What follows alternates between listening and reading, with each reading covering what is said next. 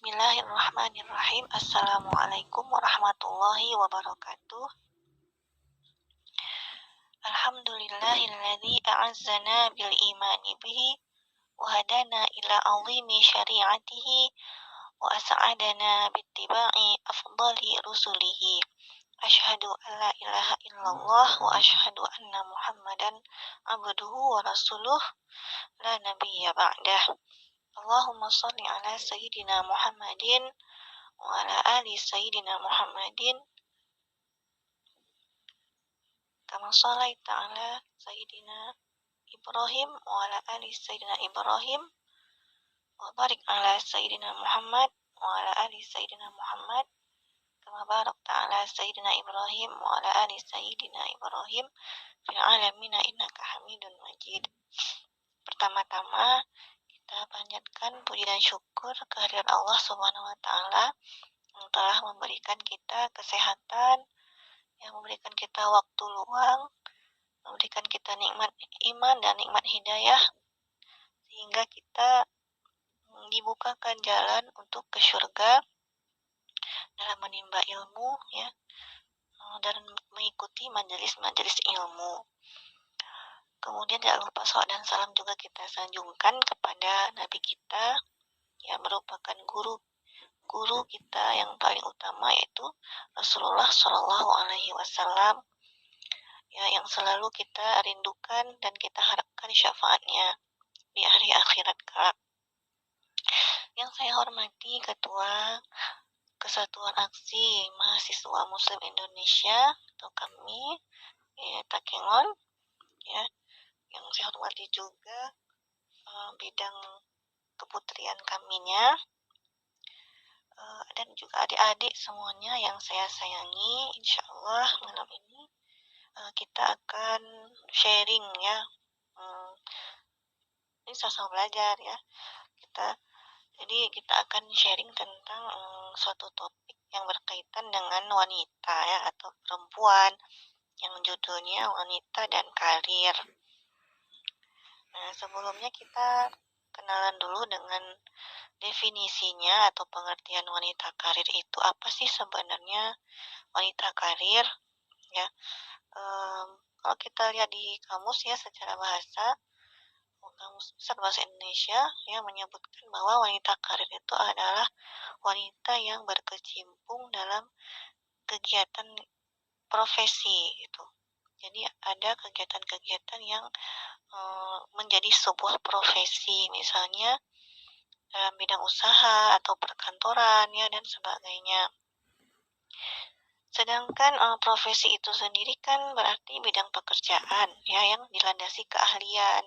Jadi profesi itu dia ada keahliannya. Keahlian itu bisa keterampilan, ya, bisa kejuruan, dan juga yang lain dan sebagainya.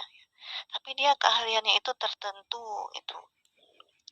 Nah, adapun secara istilah, ya, menurut Ismiyati Muhammad, ini beliau ada menulis artikel, ya, tentang wanita karir dalam pandangan Islam.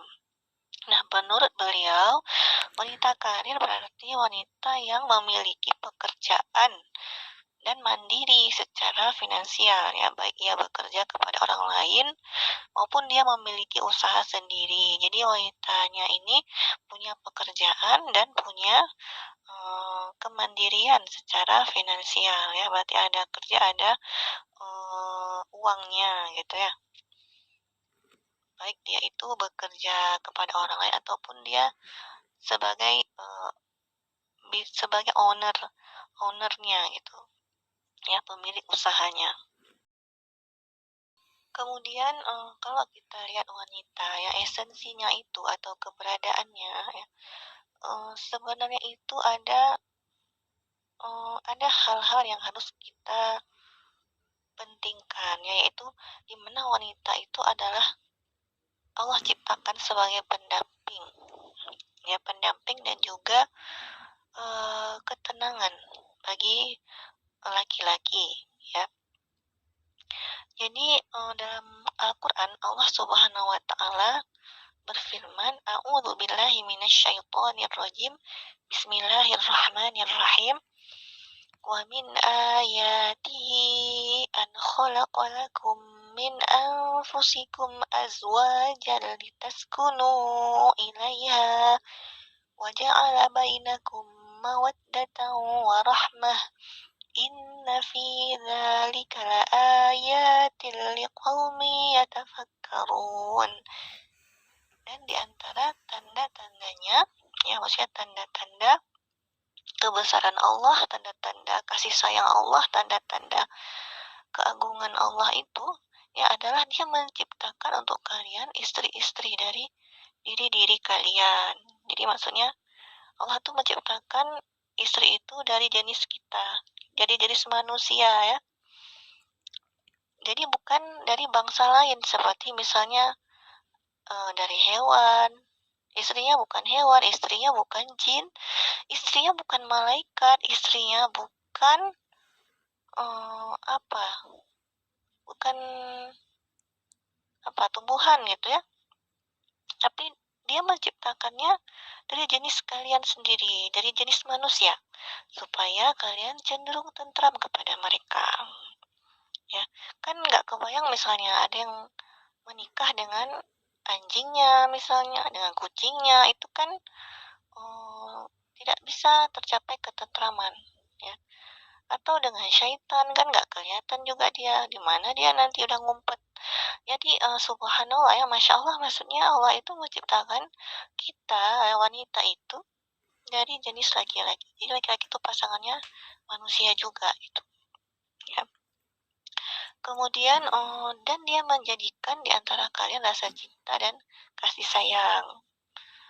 Jadi sudah dinikahkan, jadi biasanya pasangan itu kalau sudah menikah Allah akan timbulkan rasa cinta dan kasih sayang kepada mereka di antara sesama mereka ya. Nah, sungguh pada demikian itu terdapat tanda-tanda bagi kaum yang memikirkan. Nah, jadi kalau kita memikirkan tanda-tanda tersebut, itu kita menunjukkan betapa Allah ini maha kuasa atas segala-galanya. Kan orang itu ya sebelum menikah dia tidak kenal, ya nggak pernah jumpa mungkin. Tapi ketika sudah menikah, sudah dekat, kemudian sudah berkasih sayang, rela berkorban, saling ikhlas, saling tolong menolong. Nah itu adalah suatu tanda-tanda kekuasaan Allah.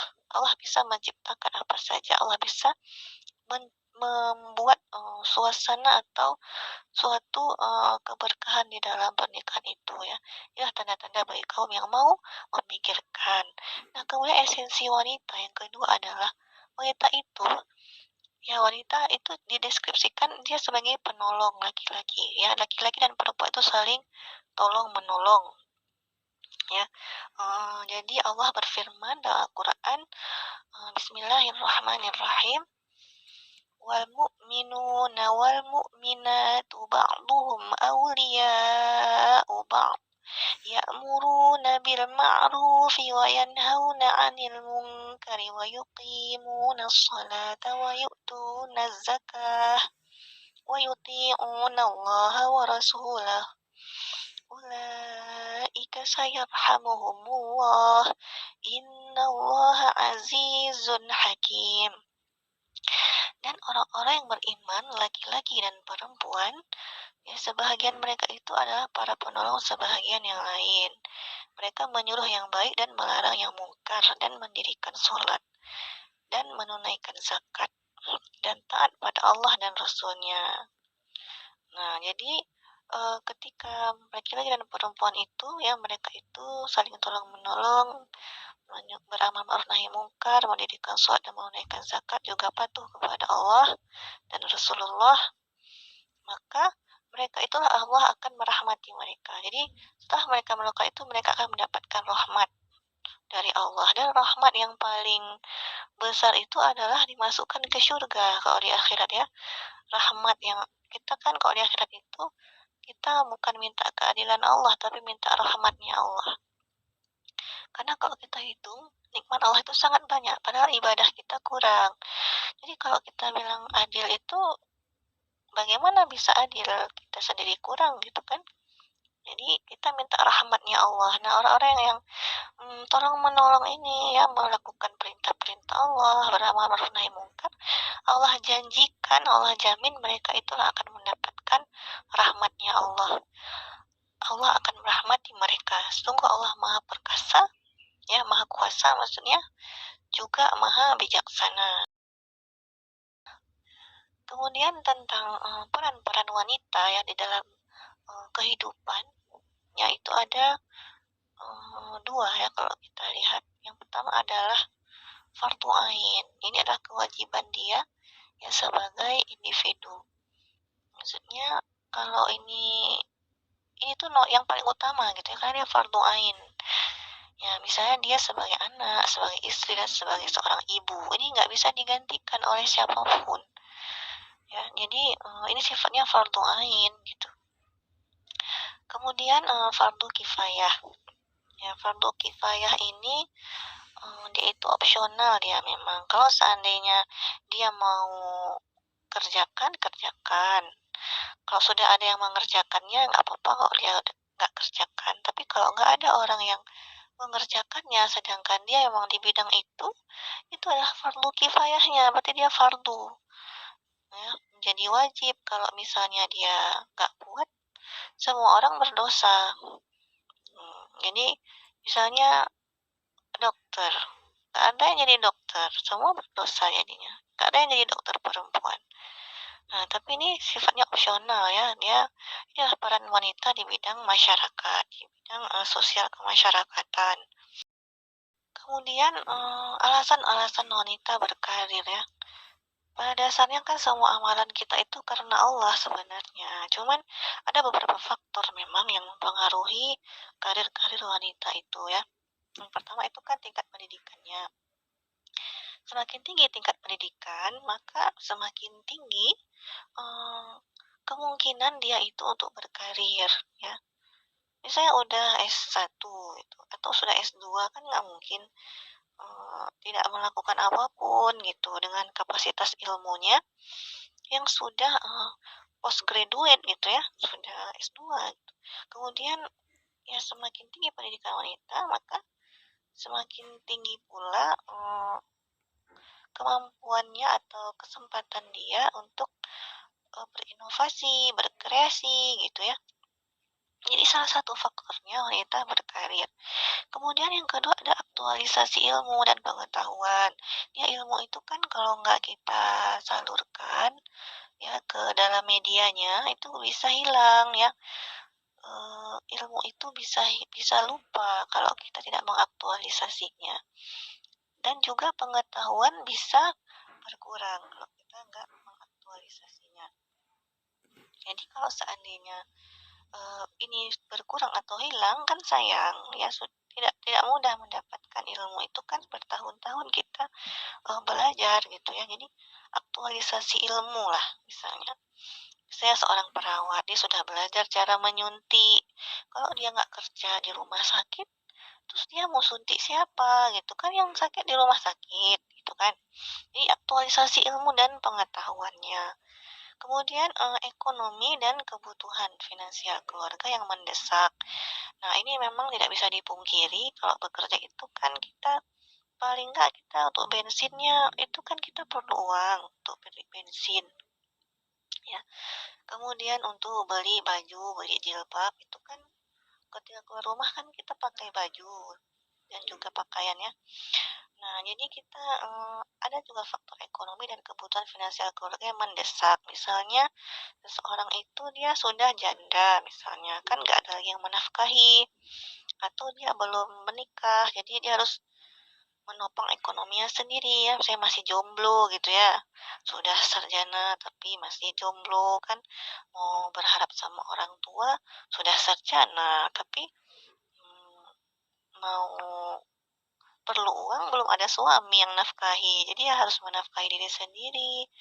Nah, ini adalah faktor ekonomi juga menjadi alasan wanita untuk berkarir. Nah, kemudian pengembangan minat, bakat, dan keterampilan wanita ya. Setiap orang tuh pasti punya minat kan. Misalnya seseorang dia minat di masak-masak misalnya. Nah, kan nggak ada salahnya dia punya bisnis restoran atau bisnis makanan, ya makanan minuman. itu dia suka buat minuman ya, jadi dia suka campur-campur air-air itu jadi minuman yang enak. Nah, itu bisa bisnis minuman. Nah, kemudian minat itu kan dia harus disalurkan ya, yaitu dilatih sehingga dia menjadi bakat. Nah, kalau dia sudah berbakat, jadi dia sudah dilatih dan sudah luar biasa gitu keterampilannya, maka keterampilan-keterampilan ini kan bisa dipakai dalam dia berkarir gitu, untuk dia bekerja, sehingga kayak istilahnya balik modal gitu ya, dia udah punya keterampilan, kemudian keterampilan itu hendaknya yang menghasilkan lagi gitu. Jadi saya dia menjahit ya, kemudian dia buka butik misalnya, itu juga menghasilkan ya, apa yang sudah dia belajar jadi penghasilan. Kemudian adanya kesempatan dan peluang karir yang terbuka lebar. Nah, wanita berkarir itu perlu kesempatan sebenarnya. Kalau nggak ada kesempatan gimana mau berkarir? Jadi ketika sudah canggih ya teknologi, ya semakin terbuka kesempatan dan peluang karir gitu.